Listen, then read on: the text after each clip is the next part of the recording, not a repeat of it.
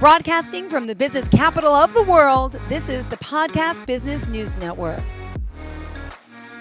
And welcome back to the show. We are excited to have our blueprint expert here, Kareem Hames, our educational consultant, joining us here live once again on Zoom and on the podcast to talk about his company. It's blueprintecs.net. And again, he's a consultant, and we're going to talk today about this educational consulting firm that he runs and helping so many people worldwide. Hello, Kareem. Would you mind saying hello to everyone? Hello, everyone. It's so good to be back on today. Yay! Please tell us a little bit about you and the work you do. Yeah, sure. I am a owner and lead consultant for Blueprint Educational Consulting Services, and what I do, I like to narrow it down to really be able to help people to reach their full potential, to be someone that is able to walk alongside folks individually or even as a group, along with teams from different organizations and businesses, student groups. And so I really take a lot of pride in really just being able to help folks to be better versions of themselves. And so I do that through several ways. And the first way is through coaching. So I coach individually and also in groups. And I'm a certified Gallup Strengths, Clifton Strengths coach. So I wear that badge very proudly on my chest. And with that particular work, it's really just helping people learn more about their strengths and their talents and really being able to figure out how to be able to use that at work, at home, in sports, and anywhere people feel deemed to use their strengths. And so, even as we're talking now, strengths are being used. Communication, Mm-hmm. being one of those. So, and then secondly, also like to coach as a group, and we talk about it a little bit more later on. But really, just being able to help teams understand how their talents and their strengths work together.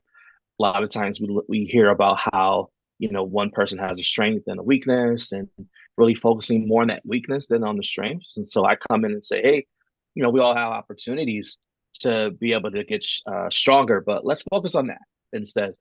And then also I facilitate workshops. I love to stand in front of people. I love to talk. I like to laugh. And I would say in my earlier days, I did more presentations. And as I've matured and have done this for a while, I realized that people like talking and not being talked at. Mm-hmm. So I focus a lot more on the letting them talk and really just being a guide, being someone who can ask the questions and really allow the group to be able to figure it out on their own. A lot of times the answers are already within the group. And then lastly, keynote addresses, keynote Mm-hmm. speeches. I Now this is the time I do like to talk about myself and really just being able to tell my story and to talk about my leadership triumphs and failures.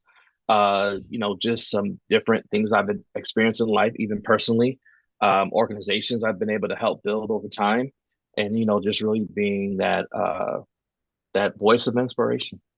Yeah, well, we're excited that you're back with us. And if we do want to reach out to you, share the website, the best form, and then we'll pick up where we left off last week, which I don't remember how we left off. So that's on you. Sure, yeah. So I can be reached at www.blueprintecs.net. Mm-hmm. I can also be reached at blueprintecs.net. I'm sorry, blueprintecs@gmail.com. I'm on Instagram at Kareem Hayes 06. And I'm also active on LinkedIn at Kareem J. Hayes. And so those are places to find me. I am usually checking my social. And so if you reach out, I'd be looking forward to have a conversation. Great. All right. So where did we leave off last week? Yeah, so we left off last week. There's several things, but I'll start here just to say that this past week I was able to give a keynote, and I was really excited about it, and really talked about a lot about my story as a college student, and this was surrounding faith, and so didn't get too much into the particulars, but just really told my story of how, there was a point to where my identity was really focused on sports. I was a college athlete. I knew I wasn't going to the NFL, but I had it in my mind that I was going to be an All-American defensive tackle at the school that I was at, Yay. the SUNY school that I was part of. So upstate New York, shout out to the Eagles. And it was my freshman year, and so I had already. Let me just kind of back up a little bit. So my senior year, going into my freshman year of college, in between that time, I worked out with the college students at that point. So football season was done, school was over. I'm like, I'm going to the college and I'm going to run with these guys. And let me tell you, it was a big shift. They're faster, they're stronger. I mean, I'm 18 years old at this point. Some of the folks I was working out with were like 21, 22. So they already had like strength. Their bodies have already been developed and conditioned. And so I worked out with them, I think twice a week. And then I go into freshman training camp. So like I'm ready. I've been working with some of the, folks that are already in the team. Most of them were already starters on the team. So they were getting a lot of playing time. And so first couple of days, I'm running out there. I'm feeling good about myself. Day number 5 comes, and we're in pads, and I'm in my football stance. It's a 3-point stance for anybody that knows American football. It's when, usually the linemen they squat down, they put their hand down on the ground. It's 3-point stance. And the quarterback, I'm on defense, and the quarterback says, "All right, down," said hut. I literally come out of my stance, and my knee I lose all feeling in my knee Mm-hmm. to the point to where I just fall down. Now, the funny part about this story is that no one touched me. So it wasn't even like there was contact. I dislocated my knee. And by dislocating your knee, if anybody's ever had that type of energy, that's usually a season ending injury. Mm-hmm. And my freshman year, I can remember I became a all-star practice player, which was the first time that I've ever been in that position before. And so it taught me a lot about myself, about who I am, and my identity as an athlete, because I slowly felt it slipping away. And I only lasted for a couple of years. I really dislocated it again my sophomore year, when I was told that if I can stay healthy, I would get some playing time, because there was already 2 All-Americans in front of me. Mm-hmm. Oh my gosh. And so, long story short is that, I told that story, and I talked about how, it was my faith that helped me to um, be able to get through that time and that time period. And so got some feedback about the speech, and, the person that brought me on was very happy that I was there and was able to talk. But those are the type of things that I talk about, is even like within like those stories about perseverance, about leadership, about identity, about like just being able to like lift yourself up after a letdown, right? There's happens a lot, when I'm talking with folks in coaching, talk a lot about, so what happens when things don't go the way you want them to go? Yeah. Then it's a whole different conversation at that point, right? We're always thinking about like, things we want them, the way that we want them to go. But what do we do when things don't go our way? So that was from last week, and really just honing in on the fact that you know we can overcome when we put our minds to it.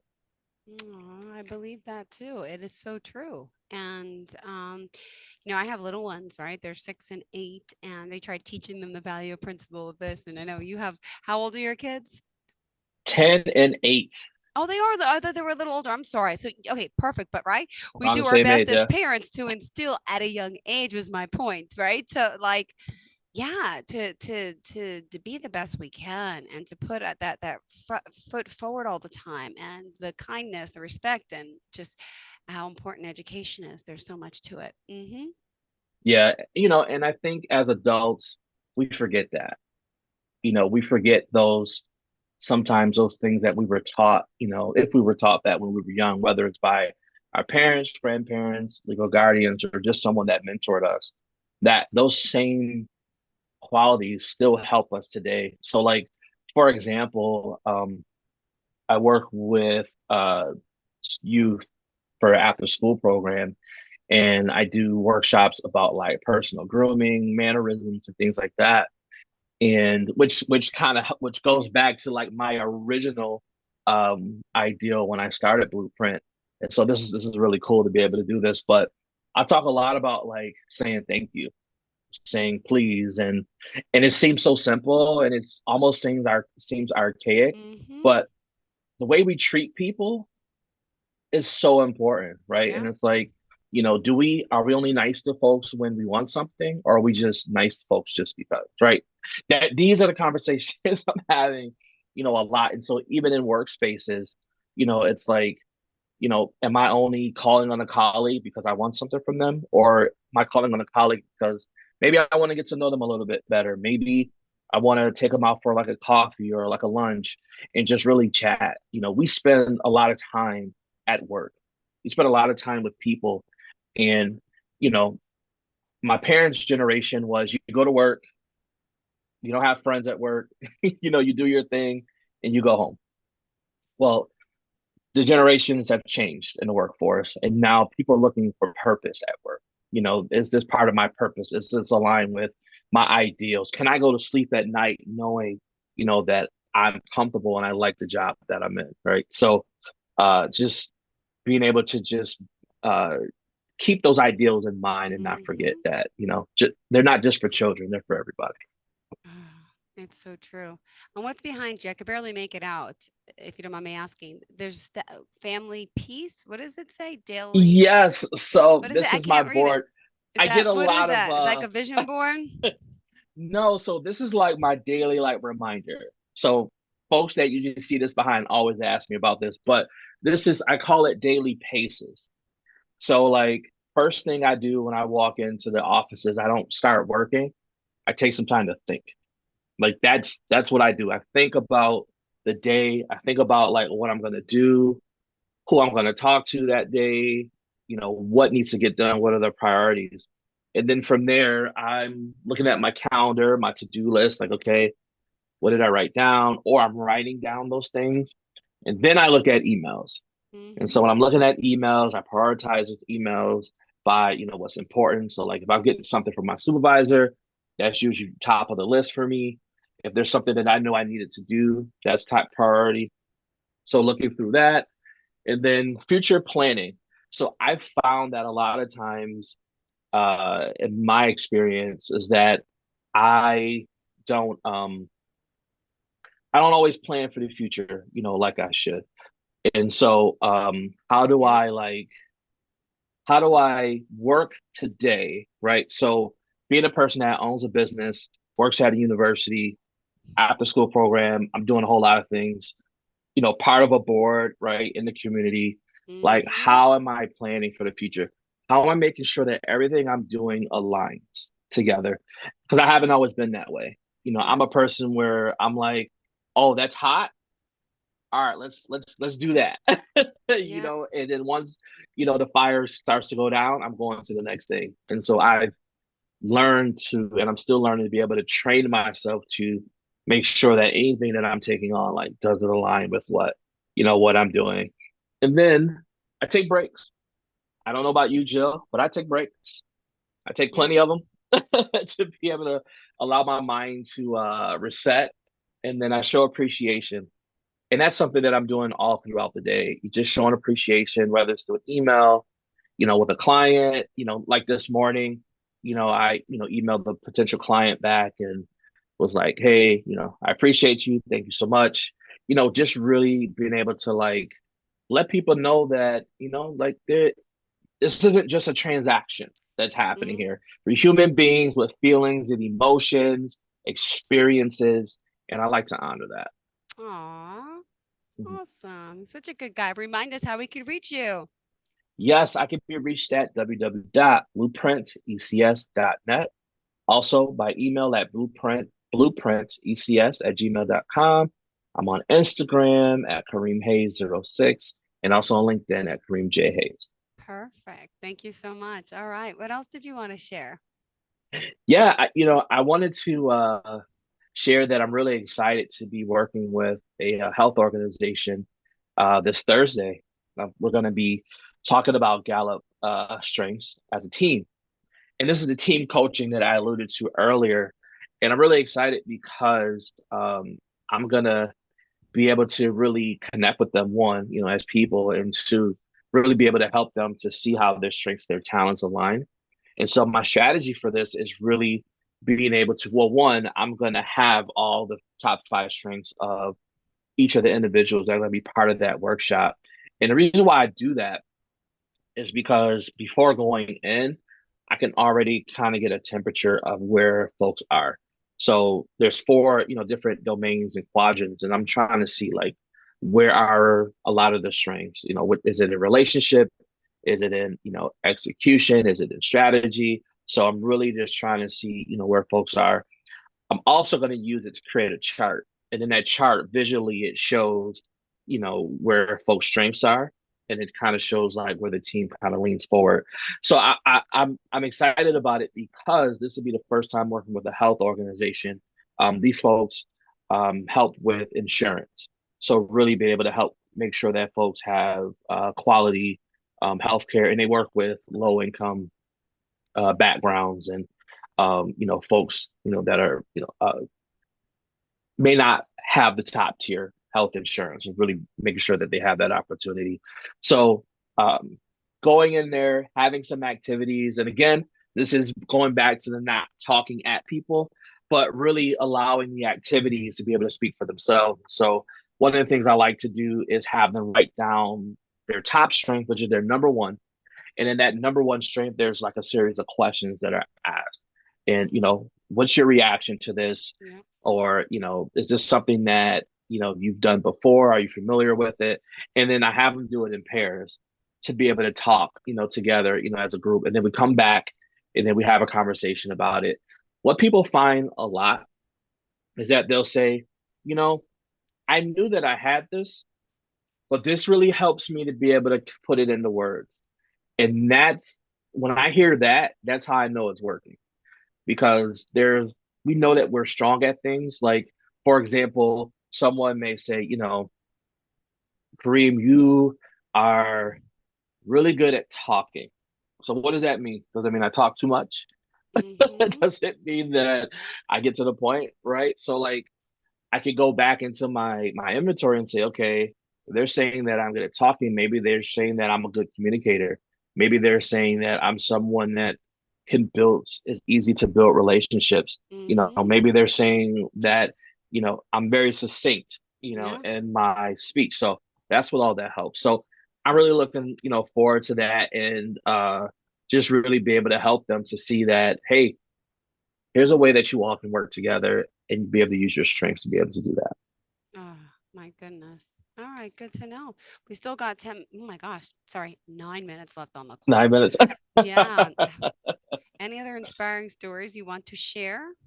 Yeah, just this past weekend, I had the opportunity to attend at the university something called Black Graduation, and it's for all of our students who identify as African American, Caribbean American, African, and it was an opportunity for students to be recognized for graduating from college, undergrad and graduate. And I had a couple students that were part of that, situation there.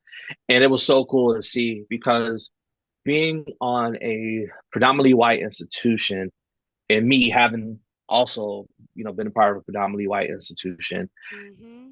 it can feel like it can feel lonely at times. It can feel Mm-hmm. like there's not enough people that look like you or can identify with you culturally.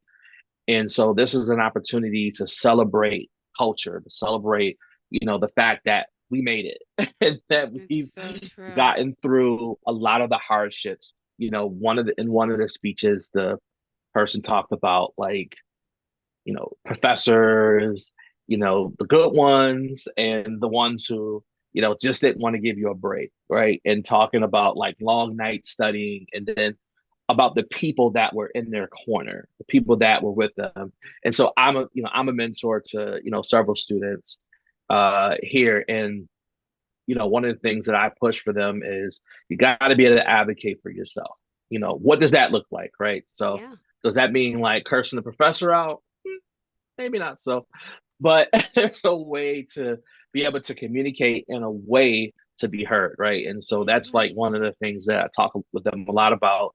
And then even with like prioritization, what I found a lot of times that happens on predominantly white institutions is that when you have like a student of color that is like shining, someone Mhm. who is part of all the organizations, they get all the awards, they're working 3 or 4 jobs on campus, they get Mhm. burnt out fairly quickly. Yep. But to them, it's like I need to do, for some, it's like I need to do twice as much True. just to be on the equal playing field as their white counterparts. And I mean, and that's called John Henryism. And so being able to talk with students and say, hey, like you can only do the best that you can do. And Mhm. my favorite phrase is, and it's something that was taught to me, you're only one person. You're not two people, you're not three. You are one person, which means that you can only do so much. So how do we prioritize, help our help ourselves to align everything with what we're doing, right? And I get it, I understand. Working while you're in school is what a lot of people have done. A lot of folks have, been able to work themselves through school. I fortunately did not have to do that. I was able to go to school. If I wanted to work, I Yeah. could. And I did freshman year, and Mhm. I got tired of getting up on Saturdays. So and Sundays, I'm like, I'm not going to that job. And it's a job I had from high school. So I had it for like 4 years, at that time. But just really, I understood that for me, I needed to focus more on studies. And then I would take jobs on campus. So if there was like events that were happening. So like we did a lot of concerts back then.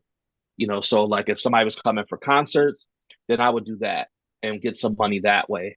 And one fun fact about me is that I was also a musician as well. I played bass guitar professionally, and I was like, you know what? And this is like I didn't realize it at the time, but this was my entrepreneurial part of me that was coming out. I started a band, and we went on tour and to different colleges, and we played for like um, different cultural events, fraternities and sorority stuff, um, anything that student groups were putting on. I was calling folks like, "Hey, do you need a band?" And this is when like bands was like more popular. Now folks are just using their iPhones, but or Androids. Don't want to slight Android people, but we we were able to do that, and so like I was able to do that and still maintain my Yep. studies and still be part of the organization. So when I'm speaking to students to bring it all back, is that I'm talking from experience.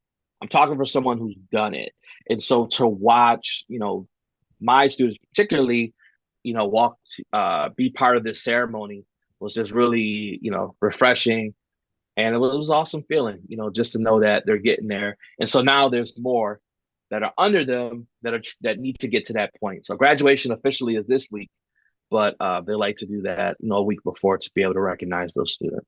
Oh, that's awesome. What a perfect way to end it. This is the time. My gosh, graduation. Oh, it's happening. It's here. All right. So, Kareem, how did you want to end off for today? Yeah, I just want to end off by saying that, at Blueprint, we really want to work with you.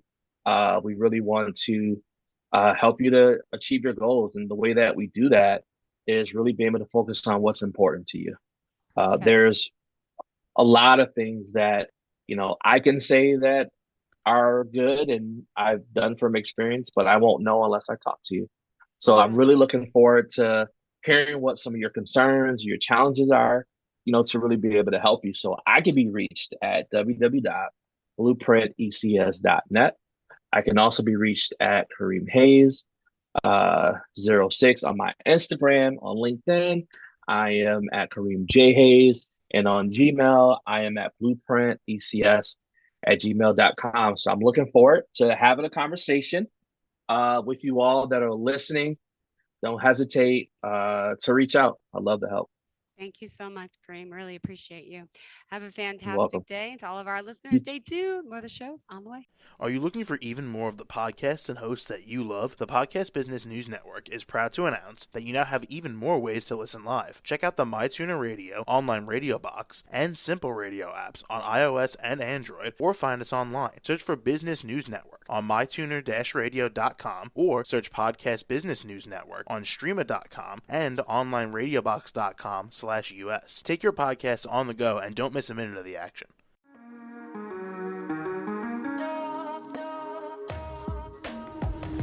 Broadcasting from the business capital of the world, this is the Podcast Business News Network.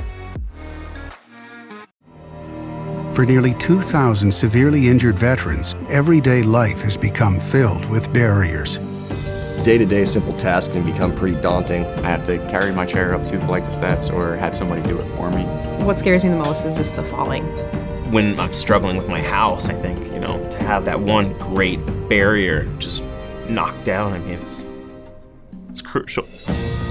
Home for Our Troops is a wonderful nonprofit that builds a mortgage-free, fully adaptive, handicap-accessible house. And there's no catch. It'll be our very first home that we've ever owned. This is a game changer. This is where your life begins again.